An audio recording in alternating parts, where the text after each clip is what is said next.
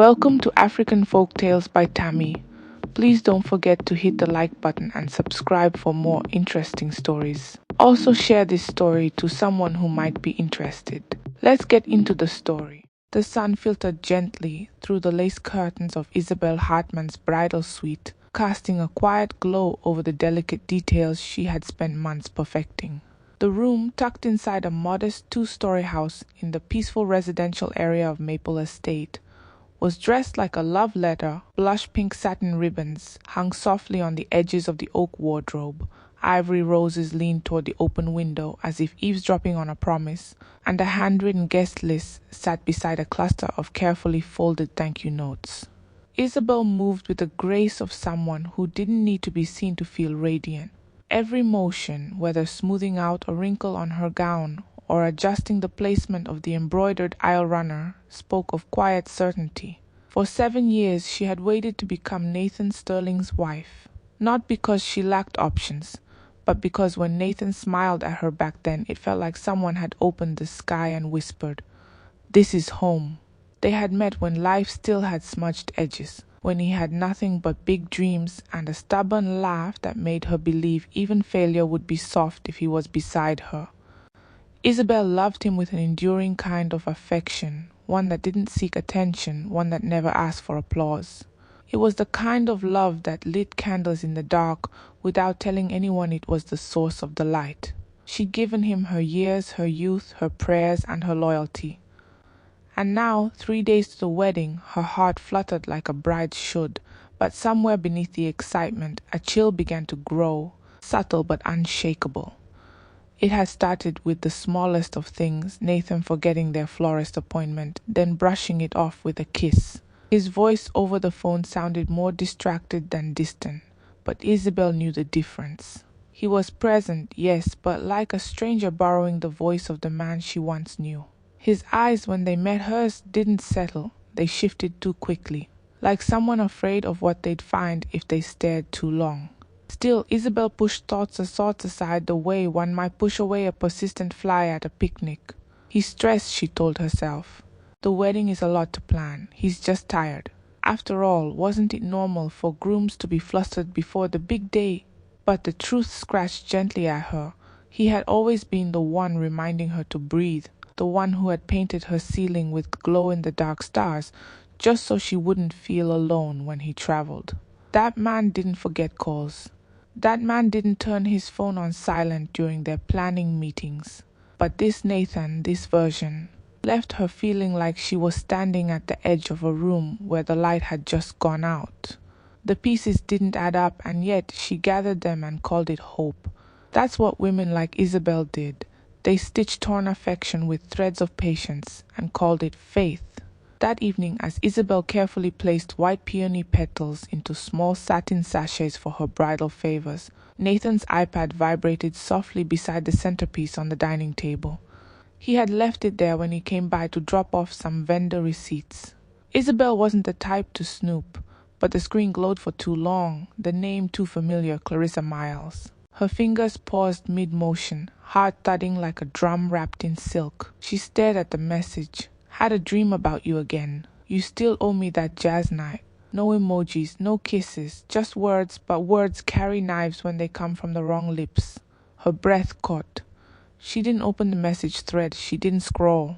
She simply turned the screen over and pressed her palms against her knees to keep them from shaking. Clarissa.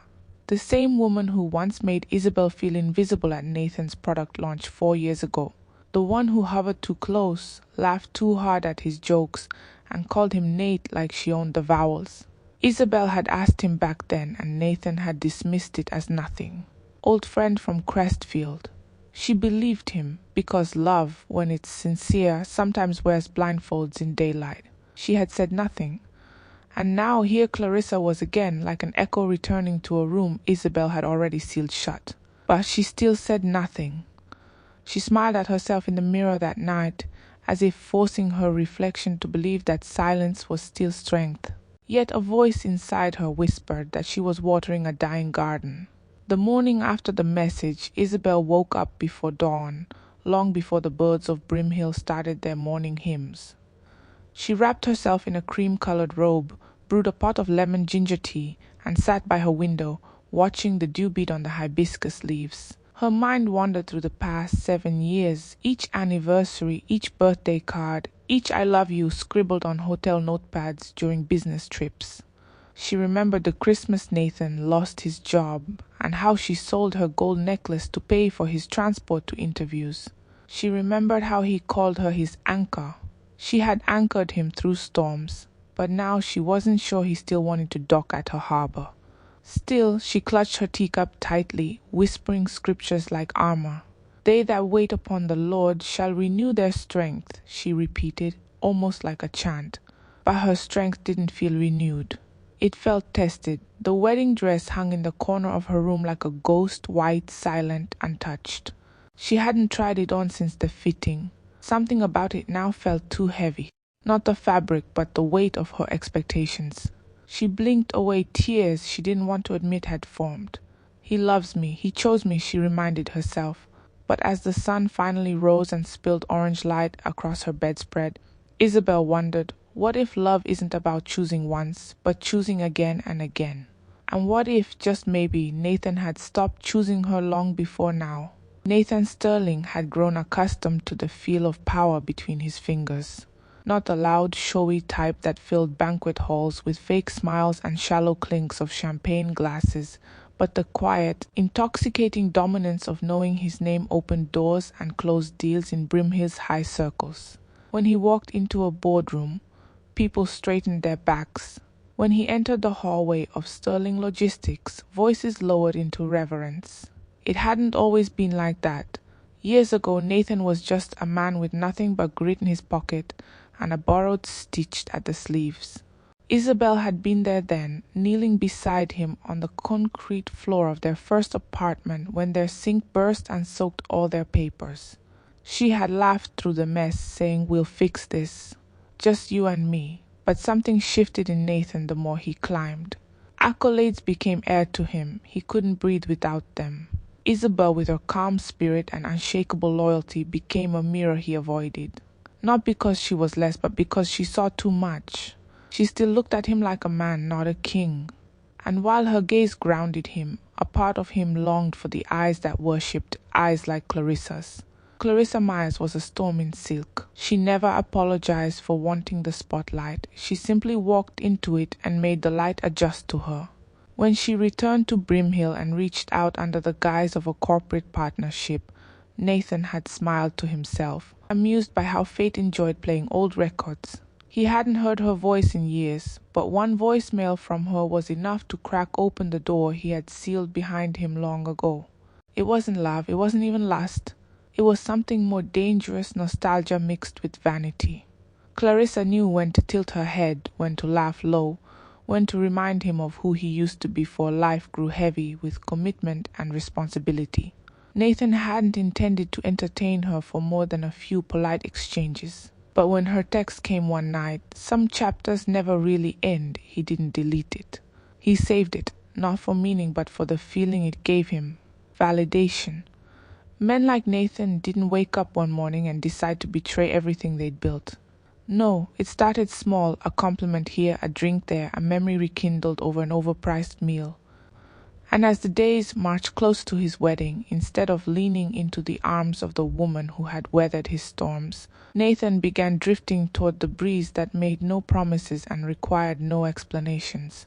The night Clarissa suggested they meet at the suite in Eastmont Hotel, Nathan's fingers hesitated on the steering wheel just long enough to almost turn back. He parked across the street and stared at the glowing lobby through his windshield, debating whether to listen to the voice in his gut that screamed, "Go home." But silence can be seductive when a man is tired of being seen. With Isabel, everything was sacred, every kiss, every laugh, every plan. It came with weight. Clarissa, however, came with detachment. She didn't want promises, she just wanted presence. And in that moment, Nathan convinced himself he deserved a little harmless freedom. He walked into the lobby, his mind split between guilt and ego, past the concierge who nodded as if he belonged there. When he entered Clarissa's room, it smelled like jasmine and bad decisions. She stood by the window in a crimson silk dress, wine glass in hand, and welcomed him without a word. There was no rush, just silence and smiles and the unsaid pact between two people who knew what this was. Nathan tried to pretend it wasn't betrayal. He told himself it was temporary, meaningless. But the truth is, anything you have to hide has already taken too much from you. Somewhere in another part of town, Isabel sat alone, marking down table arrangements while humming softly, believing love was preparing itself for her in return. But love in that moment had checked into another room. When Nathan finally returned home the next morning, the air in his apartment felt unfamiliar. It was the kind of silence that wrapped itself around your neck, not to comfort but to confront. The breakfast Isabel had left on the kitchen counter had grown cold, the eggs stiff, the tea now bitter from sitting too long in the open air. Tiny note was taped to the cupboard. I added extra ginger to your tea. Thought you'd need it after yesterday's long meeting. He read it twice, then folded it and slipped it into his pocket like a confession. His chest tightened, not from shame, he hadn't reached that depth yet, but from confusion. He had expected her to call, to check in, to remind him about the wedding cake tasting they'd scheduled for that afternoon. But his phone stayed quiet. No messages, no missed calls, just Clarissa texting, "Last night was perfect," with a kiss emoji that felt more like a stain than a souvenir. Nathan deleted the message immediately, not out of remorse, but because in that moment he realized something unsettling. What he thought would make him feel powerful now left him feeling profoundly small. He looked around the room, Isabel's scarf draped over the armchair, the framed photo of them in Crestview still sitting on the coffee table, and for the first time in a long while he questioned if his definition of freedom had just chained him to a future he didn't want. Nathan opened the front door expecting the familiar scent of rosewood diffusers and vanilla candles Isabel always lit on weekends, but what welcomed him was a strange stillness, one that didn't belong to a home that was supposed to be filled with wedding buzz. The living room remained tidy, almost too tidy, like a model space in a furniture catalog. A pair of throw pillows sat undisturbed on the navy couch, and a folded throw blanket rested on the armrest in a way Isabel never left it. She always left one end loose to give it life, she used to say. There was no music playing softly from the hallway Bluetooth speaker, no clinking of teacups from the kitchen, no hum of conversation over speakerphone with her mother about guest seating. Only the rhythmic sound of the ceiling fan rotating slowly overhead filled the silence. His steps grew heavier as he moved further inside. The kettle was still warm on the stove, its tiny red light blinking lazily. A single plate of breakfast sat on the counter, 2 slices of toast, scrambled eggs with diced tomatoes, and the chamomile tea Isabel always made on stressful days. But Isabel was nowhere in sight. Her shoes were gone from the hallway rack. Her phone charger had disappeared from the nightstand. Panic didn't hit him all at once. It crept in through small observations, tightening its grip with each empty corner. He called her name once, no response. Again, softer this time, silence answered not with hostility but with finality. On the polished surface of the dining table sat a cream-colored envelope. No stamp, no seal, just his name written in Isabel's gentle cursive, the same script she had used on the save-the-date cards. For a long minute, Nathan just stood there, staring at it as if touching it would set something in motion he wasn't ready to face. Eventually, he picked it up, slid his finger under the flap, and unfolded the single sheet inside. The paper smelled faintly of lavender and something older, something like goodbye. The words were few but carried a weight that made his knees buckle. "I won't beg you to choose me. I'll simply choose myself. May your desires bring you the peace I never could." His eyes scanned the note over and over again like repetition could alter reality. But the ink didn't fade, the words didn't soften. Her engagement ring was placed beside the letter. That ring he spent weeks picking out, the one she had kissed when he proposed in front of the stained glass fountain in Alder Park, now looked dull under the ceiling light. Something about its presence on the table, bare, cold, left behind, struck him deeper than any scream would have. There were no scribbles, no tear stains, no bitterness in the note. It was composed, measured. Isabel's final act of love wasn't in pleading for his attention. It was in reclaiming her silence. It occurred to Nathan then that silence wasn't always absence, it could also be a full sentence punctuated with strength. His first instinct was denial. She probably just needed air. A few hours to think. They'd argued before, even taken space, though never to this extent. He texted, "Come home, let's talk." No response. He called straight to voicemail. He tried again, still nothing. The minutes bled into an hour. He drove to her apartment across town, hoping maybe she'd return to the place she stayed before they moved in together. The gate was locked, curtains drawn. He called her closest friend, Melanie, who answered with a tight, clipped voice. "She's not here, Nathan, and if she was, I wouldn't tell you." He tried to explain himself, fumbled through words like misunderstanding, overthinking, just a lapse. Melanie cut him off. "A lapse is forgetting a birthday. You gave her reasons to leave." Then she hung up. Still in disbelief, he drove to her mother's bungalow in Greenway. The old woman opened the door just enough for her eyes to meet his. "Nathan," she said with a deep breath, "sometimes loving someone doesn't mean letting them stay." Her voice held no rage, just tired resignation. She didn't invite him in. She didn't even ask if he was okay. She simply closed the door gently and left him standing there on the porch, unsure of which part of himself to hold on to. For the first time in a long time, Nathan Sterling, the man with the name that filled rooms, realized that no amount of influence could command the heart of a woman who had made up her mind to go. In the days that followed, the world around him moved as if nothing had changed. The sun still rose over Brimhill's skyline. Traffic still backed up at the same intersections. Clients still sent emails expecting updates. But within him, a silence began to spread like a crack in stained glass, starting small but impossible to ignore. The wedding was officially cancelled. His assistant asked if she should notify the vendors. He nodded, unable to find the words. Florists called asking about refunds. The reception hall manager left voicemails about cancellation policies. Friends texted vague condolences, most too polite to ask what happened, but all aware something had gone terribly wrong. Nathan walked through his office in a daze, hearing congratulations for projects he no longer cared about. The suits he once wore with pride now felt like fabric wrapped around a hollow man. Every song reminded him of Isabel. Every corner of their apartment told a story her voice used to narrate. He tried once to go back to Clarissa to maybe salvage something familiar, but her perfume now made his skin itch, her laugh too sharp, her gaze too empty. They met at a rooftop bar where she spoke about vacation plans and business ideas, and all he could think of was how Isabel used to press his hand under dinner tables when he got nervous in public. Nothing tasted right, nothing looked right, and nothing felt like home, because home, he realized too late, had never been a place, it was a person. And she had walked away without slamming a door, because she knew silence would echo longer than any noise ever could. Clarissa had always moved through life like someone who had convinced the universe she deserved everything without having to ask. She was beautiful, yes, tall, almond-eyed, with the kind of poise that made even silence feel seductive. But her beauty was only the wrapping paper around something far colder.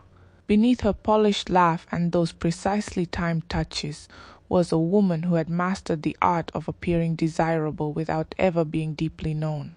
When Nathan collapsed into her arms in the days following Isabel's departure, she welcomed him like a victor receiving a surrendered kingdom.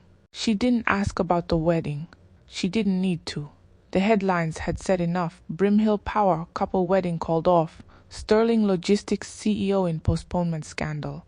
At first, she kept things casual. She cooked in lingerie, played jazz records, and called their moments together therapy.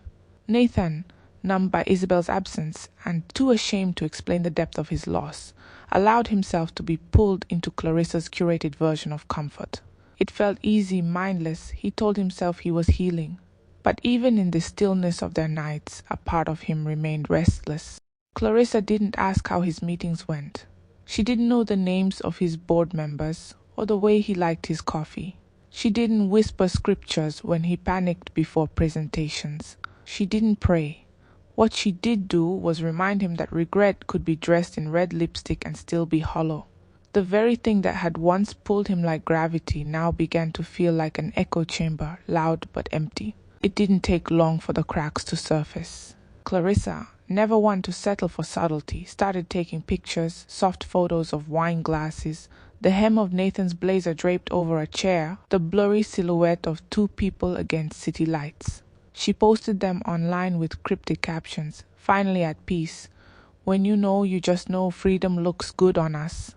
The internet, of course, devoured it. Some people celebrated her. Others whispered about how fast Nathan had moved on. But the attention to Clarissa was oxygen. She had won not just the man, but the spectacle. Nathan tried to ignore it at first, dismissing it as her way of coping. But when clients began withdrawing from contracts and potential investors suddenly grew cold, he started to realize her version of freedom came with a cost. One major account, the Martinson Group, called him personally. "We don't want our name mixed with someone who looks unstable," the CEO said. "Public perception matters." Nathan wanted to fight back, to argue that his personal life had nothing to do with logistics or shipment routes. But he couldn't argue with silence. The truth was his name was no longer synonymous with stability. And every time Clarissa posted a photo with a new handbag or tagged a luxury spa sponsored by Love, the damage grew deeper. She didn't notice, or maybe she did and didn't care.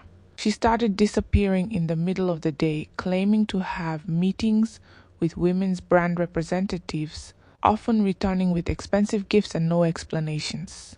Nathan started asking questions, and for the first time, Clarissa responded with irritation, not seduction. One night, while pacing the kitchen trying to draft an apology email to a longtime investor, Nathan noticed Clarissa had left her laptop open.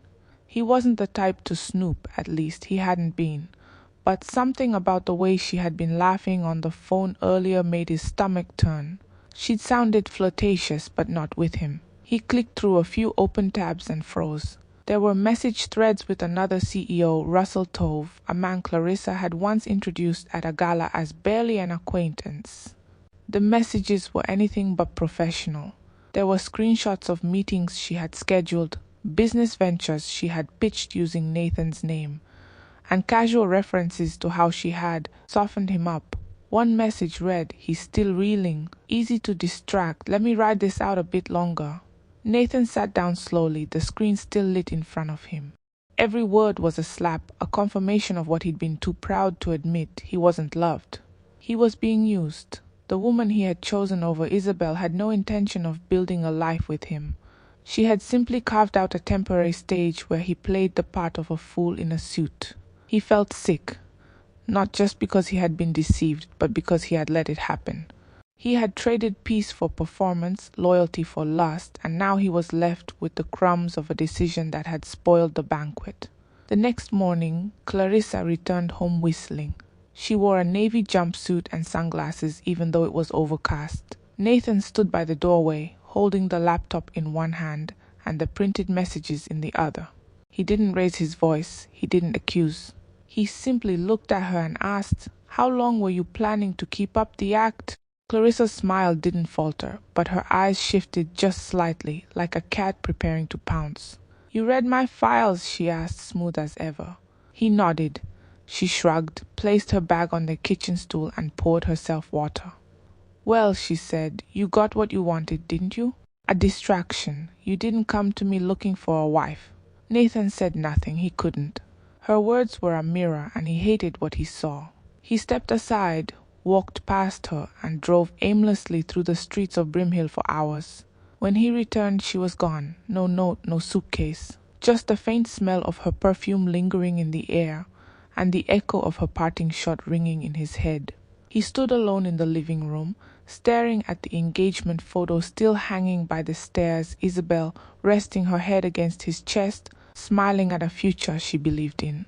And in that stillness, a scripture floated to the front of his mind like a whisper. The wise woman builds her house, but with her own hands the foolish one tears hers down. That night, Nathan finally understood what it meant to destroy something precious without lifting a hammer.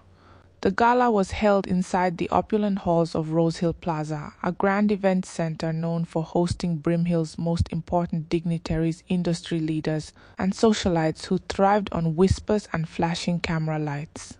The chandeliers dripped with crystals, soft violins swam through the atmosphere, and champagne flutes clinked like soft bells of celebration. Nathan hadn't planned on attending. His name wasn't on the official invite list anymore. His company had quietly slipped down the ranks of relevance since the fallout, but a friend of a friend had pulled strings and gotten him in.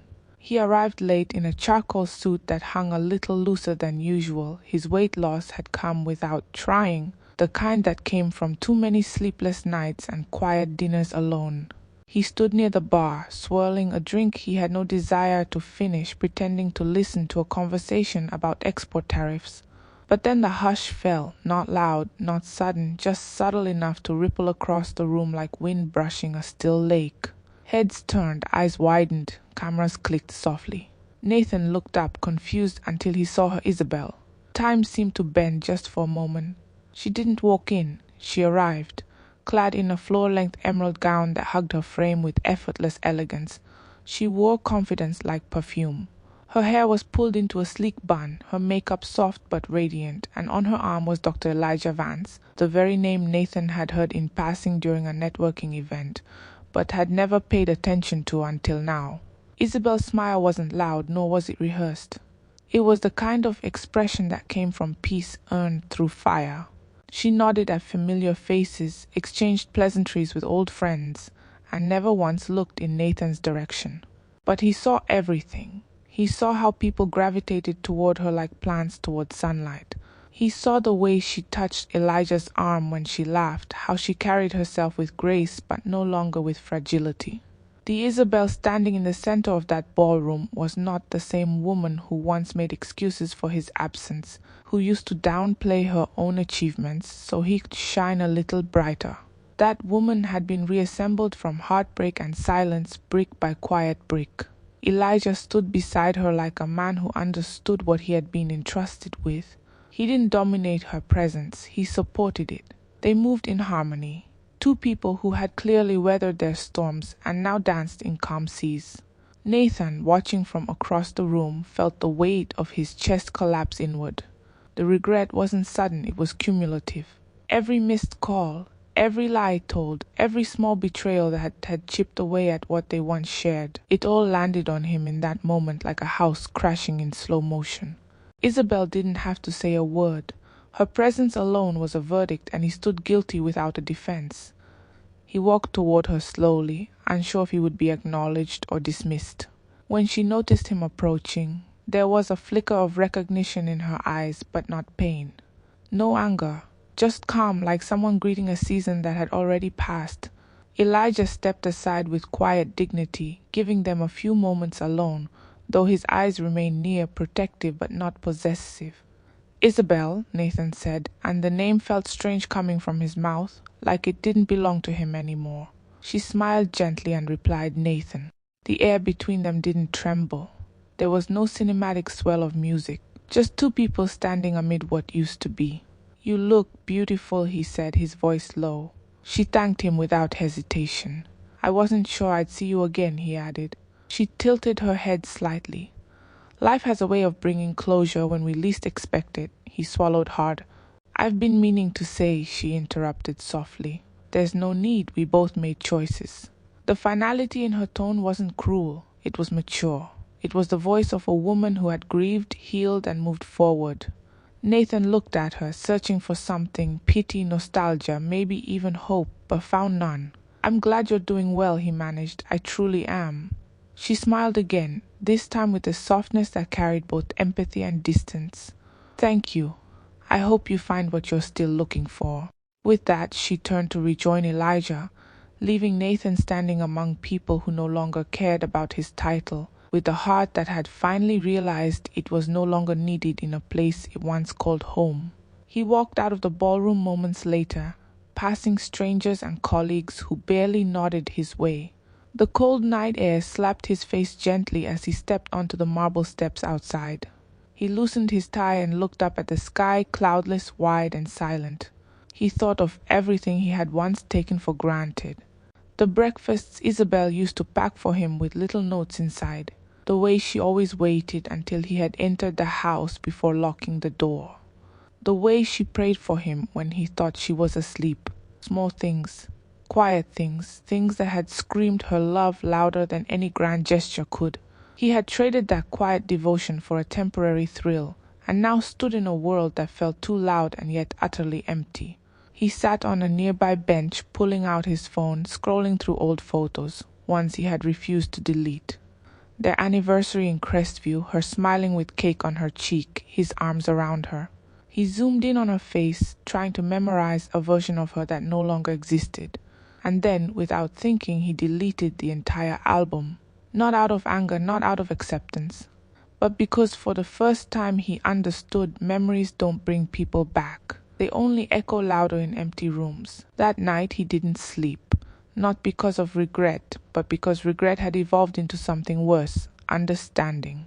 Nathan's apartment grew quieter by the day, but not the kind of silence that calms the mind or grants peace. It was the heavy, suffocating silence of things left unsaid and wounds left open. The walls, once filled with plans, now stood as mute witnesses to his descent into emotional ruin.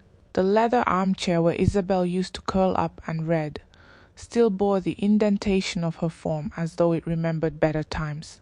His once bustling life had slowed into a rhythm of isolation. Wake up, stare at the ceiling, sip bitter coffee, read old news, then wander through the hours like a man exiled from his own story. Emails went unanswered. Staff avoided his floor. The office he built with pride was now handled by second-in-command associates who had quietly begun locking him out of key meetings. No one said it aloud, but Nathan felt it. He was no longer the voice they followed. Relevance had slipped through his fingers the same way Isabel's fingers once slipped from his grasp.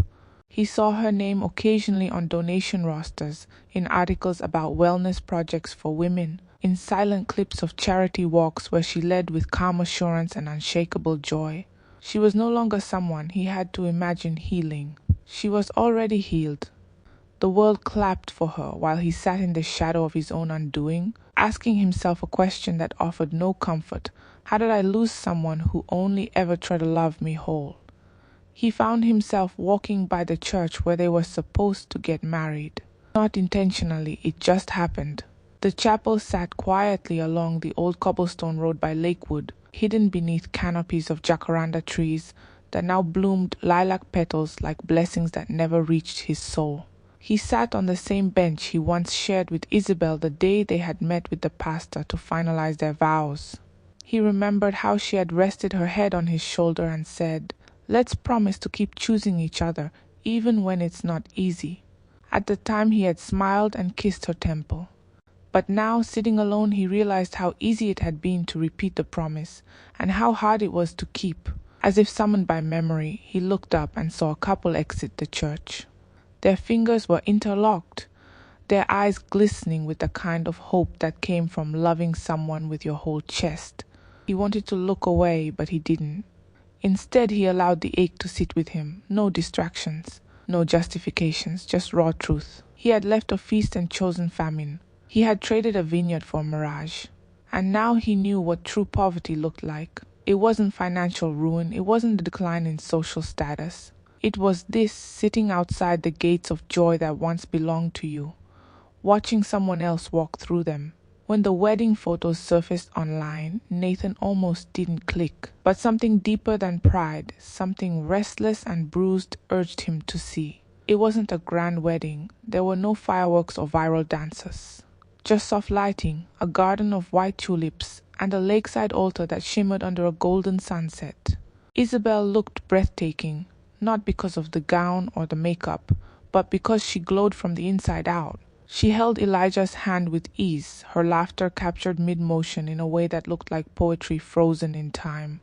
When the vows played in the short video clip, her voice was steady and full. "You saw me when I thought I disappeared. You chose me when I didn't ask to be chosen. And you loved me without needing a second chance." Elijah's response was equally moving, his eyes wet as he promised never to leave her doubting her worth. As Nathan watched, something deep within him cracked, Not the sharp pain of betrayal, but the dull throb of knowing you had been the architect of your own emptiness.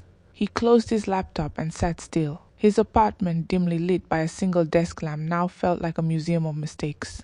The photos on the wall no longer offered comfort. They mocked him with smiles that now belonged to a man who no longer existed. He stood, paced, sat again, but there was no peace to be found. Regret had unpacked its bags, built a home in his chest, and now refused to leave. Weeks passed. Nathan tried to rebuild what was left, but rebuilding with cracked hands and a fractured soul proved harder than he imagined. He joined a mentorship group for young entrepreneurs, hoping maybe pouring into others would refill his empty spaces. It helped somewhat, but nothing cured the ache that surfaced every time someone mentioned Isabel in admiration. He heard she had opened a foundation for women dealing with emotional betrayal. He read somewhere that her first book was due for release in the fall, titled Stillness is Strength. He kept a newspaper clipping of the announcement in his drawer, though he never told anyone. Late at night, he would walk to the same bridge they used to visit during quiet evenings. He once asked her there, "Why do you love silence so much?" And she had answered, "Because silence tells the truth no one wants to say." Now he finally understood his story with Isabel had not ended in a bang or a storm. It had ended in the hush of her walking away. And in that silence, everything he had tried to bury rose to the surface. If he had known then what he knew now, maybe things would have been different. But that's the cruel gift of hindsight. It shows you the map after you've already taken the wrong road. And as he sat by the bridge, watching the water drift without struggle, he whispered one final confession to the night air, hoping maybe the wind would carry it to wherever she was. "I'm sorry, Isabel. I was a man who mistook your love for something replaceable." But nothing ever came close. Sometimes in life, the people we give our best to will choose the worst parts of themselves. They'll walk away from a table we set with love and chase after empty places thinking they'll find more. But listen carefully. Your worth is never tied to the choices of those who failed to see your value. Their blindness is not your burden. Don't ever shrink yourself to fit into someone's confusion. If they couldn't recognize your loyalty, your kindness, or the peace you brought into their life, that's on them, not you. You don't have to scream to prove your pain. Sometimes the greatest strength is in the silence of walking away with your dignity intact. Like Isabel, you may be the one left behind, but don't be fooled. Healing has a way of making you shine in places you were once dimmed. And when your season of elevation comes, even those who once overlooked you will have no choice but to watch you rise. So stay soft, stay wise, and never let heartbreak harden the beauty inside you. You deserve a love that chooses you every single day. A love that does not need convincing, performing, or competing. And until that love finds you, let your own self-love be enough to light your path. Because when peace kisses your soul, even regret won't be able to reach you. Let's pray. Father in heaven, we come before you today with hearts open like pages ready to be rewritten. For every listener who has been betrayed, abandoned, overlooked, or unappreciated, we lift them to you. Lord, be the balm that heals invisible wounds. Let your presence remind them that even when people walk away, you never will. We declare over every broken heart, you will not stay broken. Every tear that fell in silence will be turned into strength. Every unanswered question will be replaced with divine clarity. May they find comfort in knowing that their value does not decrease because someone failed to see it.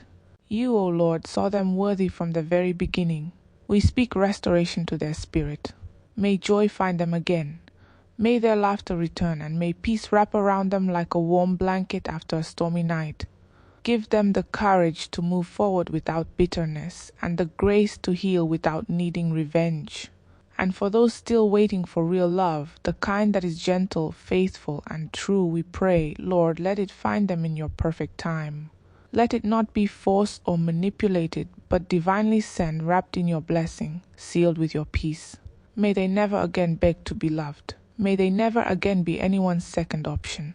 From today onward, we speak favor, strength, and wholeness over their lives. In the name of the one who heals all wounds, lifts the lowly, and restores all things. Let every listener who believes it shout a thunderous amen. we've come to the end of this story. Please subscribe to my channel to support me. Thank you.